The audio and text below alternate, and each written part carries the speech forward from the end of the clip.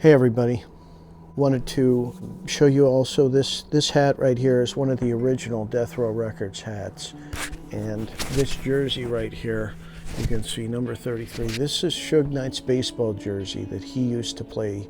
They had some kind of a baseball league that they played in, and these items are available right now on eBay. I've been talking to Crystal, who is Suge Knight's niece, and she let me use these items on the show today to show you, and they're available up on eBay right now, and they're available for sale. So you can have something that is a piece of Death Row Records history. And I'm not sure how long the eBay auction lasts or whatever, but something for you to check out. I wanted to talk to you guys today about patterns of behavior. As we examine the metadata in these cases, and by metadata, what do we mean by that? Well, we mean all of the eyewitness statements, all of the case files, all of the interviews, all of videotape, things people remember. That's all metadata, and it all leads us to figure out exactly what it was that happened in these cases. And so from this metadata, one of the things that has led us to where we are today in these cases, and you see this battle that's going on. Right now there's a battle between the lead suspect in both cases and Eugene Deal.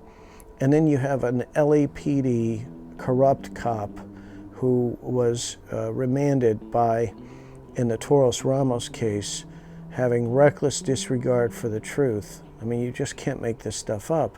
Coming out and actually attacking an eyewitness and saying, oh, we had no interest in this. We had no interest in that person that was spotted near the vehicle that the shooter actually shot shots from in the Biggie murder. We had no interest in him. He's not a person of interest to us. I mean, it just defies logic. And one thing that I wanted to point out to you all today is I want you to take a look at Eugene Deal's statements, and I will have a link that you can actually download them and look at them for yourself, okay? Because this metadata is available to you. We want you to draw your own conclusions. Listen to Eugene Deal's actual statements that he's made on his live streams lately, and what you'll see is that the truth does not change. The lies continue to morph. I got interrupted by a phone call there. That shit happens. So what we were saying is that what you'll notice in these cases is that the truth over time always stays the same, and the lies are what continues to morph. And in a live stream with this corrupt cop, it wasn't a live stream, it was an interview, and we were doing it live, and I get there's going to be a caller, and the only caller that calls in is this guy, okay? One of the lies that he continued to push was that there were never any LAPD cops that worked for Death Row Records, okay? And I nailed him on it. And the reason I nailed him on it is because I'm in Century City. It's right next to Beverly Hills.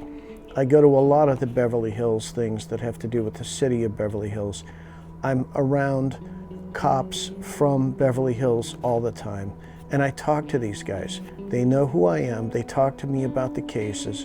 They all tell me stories of Rafael Perez, David Mack, Kevin Gaines, and other cops being involved in Death Row Records, driving for Death Row Records, flashing their badges into the Beverly Hills cops' faces and saying, leave us alone.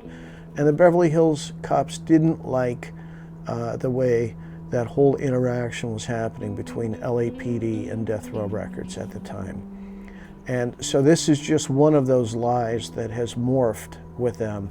Now, all of a sudden, oh yeah, there were LAPD cops that were working for Death Row Records. And so you can see the evolution of these lies. And this is a clear pattern of behavior in these cases. You look at the Snoop evidence in the evidence locker. That is the evidence that goes missing. And in Snoop's case, you have Compton PD and LAPD intimidating witnesses. okay? Those witnesses refused to testify in Snoop's murder trial because they had been intimidated by the LAPD and by the corrupt Compton police, okay? So you have a witness that's being intimidated. You don't have to look very far to see a witness that's currently being intimidated in these cases, okay? All you have to do is look at Eugene Deal. Eugene Deal was an eyewitness to the events of that night, okay? You can go to the Broomfield movie and you can see Eugene Deal identify Amir Muhammad as the shooter that night. And anybody that says Amir Muhammad is not a person of interest in these cases is a liar, okay? Amir Muhammad has always been a person of interest in these cases. Now, was he the shooter? Well, we're going to have to examine all the metadata to figure that out. But it sure does look like he was the shooter in those cases.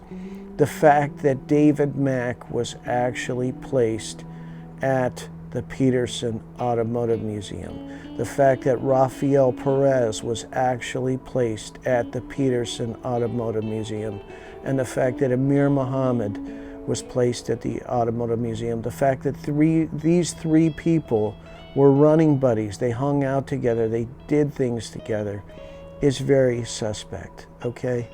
And so we're finding that this pattern of behavior of intimidating witnesses is continuing. It happened in the El Rey beating death of Kelly Jamerson, and we can see that same pattern of behavior happening today.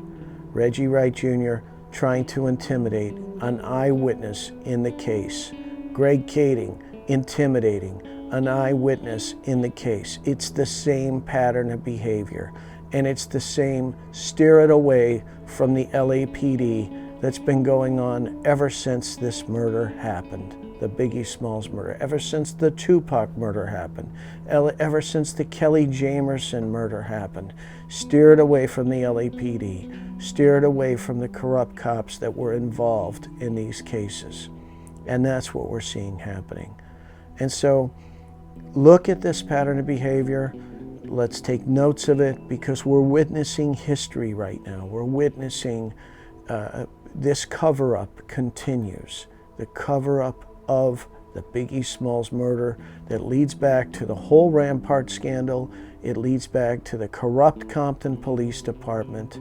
And we're getting closer and closer to solving the cases. I want to reach out to Chris. Chris sent over information on a case he's dealing with right now that involves corrupt LAPD police officers and testimony and evidence that has been altered. I hope you are able to beat your case currently, and I hope the person I was able to connect you with is able to help you with your case. And I want to thank Bob again for sending me the Eugene Deal statements, and continue to send me all of these documents that are in file folders and vaults and what have you, that will continue to keep putting these cases together. And I have a bunch of documents that I'm planning on releasing. And let's get this information out, because I think it does start to show us the narrative of what's been going on with these cases for this many years, and I think we're close to actually seeing these cases solved. Will there be arrest? Will there be convictions? It's highly unlikely that that will happen, because here again, the city of Los Angeles will be liable for huge, huge money, and they're not going to let that happen. But at least the fans will have closure and will know exactly what happened the night Tupac was shot. The day that Tupac died, the night that Biggie Smalls was murdered at Fairfax and Wilshire in Los Angeles. More later. Thank you.